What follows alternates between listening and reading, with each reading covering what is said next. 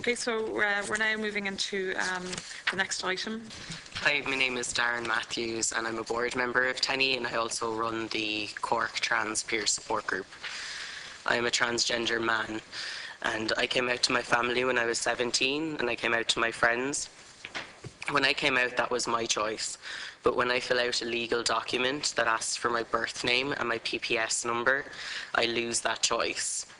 I must add my legal name change with my birth certificate every time I fill out a grant application or any form from the government. And I hope that every time that this happens, the person reading my documentation and making a decision isn't going to discriminate against me based on my transgender status.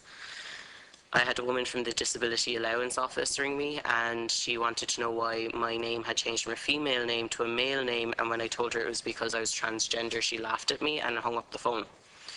When I go out and I get asked for my passport as identification to get in, I sometimes get turned away because my gender marker still says F, and I have both my birth certificate name and my current name, Darrin, printed.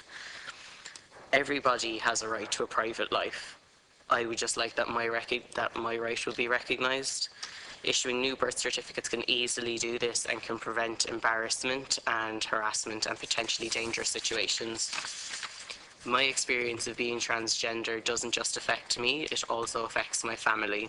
I have an amazingly supportive and loving family, and my mother put herself into almost €12,000 worth of debt so she could send me to private school because I was bullied for 2 years in my state school. My mother took out a loan to send me to school where I could be called Darrin, not wear a girl's uniform, and be happy. And every member of staff and every student called me Darrin instead of derogatory and cruel names. I have many friends who are straight, gay, and transgender. In this day and age, if a gay friend of mine came to me and told me that they had gotten their official diagnosis of homosexual, I would be shocked and appalled. 19 years ago, homosexuality was decriminalised, and people now cannot imagine a time when homosexuality was illegal. Most people don't know that transgender people must be diagnosed with a psychiatric illness to access treatment in this country, because this is such an inconceivable and ridiculous notion and is discriminatory in its nature. I do not feel that because I was born in the wrong body that automatically means I have a mental illness. There is still stigmatization attached to having a mental health issue in this country, and to force a psychiatric condition onto another human being can have detrimental effects on a person's self-image and self-esteem. When a couple applies for a civil partnership, they are not asked for their gay diagnosis to prove their homosexuality. I had to prove to many people I was happier as the man I should have always been, to my mother, my siblings, to my friends, and I had to prove that I had a psychiatric illness. But I should not have to prove anything to a complete stranger and seek their acceptance. I do not have to prove that I am trans enough for anyone. My mother once asked if I was sure, and if I was really sure that being Darrin was what I wanted. When I told her I couldn't go back and be happy, she just said to me, "Well then, we can only go forward, my son." I always knew transitioning would never be easy, but please don't make it any harder than it already is. All I want is to be treated as an equal, to be treated with respect and dignity as much as a non-transgender person will be.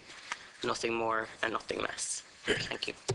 In running the Cork Transgender Support Group, I'm 22, so, I can definitely say I have people coming in to me who are all different ages, but I can definitely tell you that people are coming out younger and younger. So even things like, I have people coming to me and saying, but what about when I get my leaving cert and it's in the wrong name, and when I apply for college or if I apply for jobs, straight away people know your history, and they can, they shouldn't, but they can make a judgment on that then and there, whether or not you should be employed, whether or not you can go to this college. And as Broden said, 600 people went to support groups or accessed TENI last year, and for those 600 that do there, if you can multiply that by 10 for the amount of people that don't, that's 6,000 people.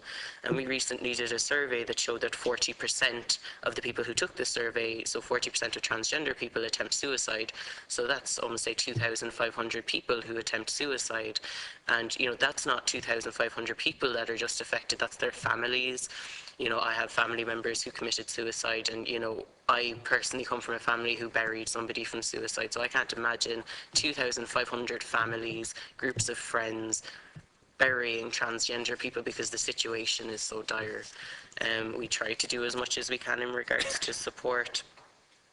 We meet regularly, there's phone numbers that people can ring, but if you can't feel like you're accepted by people, and you know that you could be discriminated against, then how likely are you to access those those supports that are out there? And if you're going to be told you have a psychiatric condition, you have a mental illness, then a lot of people feel helpless. And why would people listen to me if I have to prove that I have a psychiatric condition?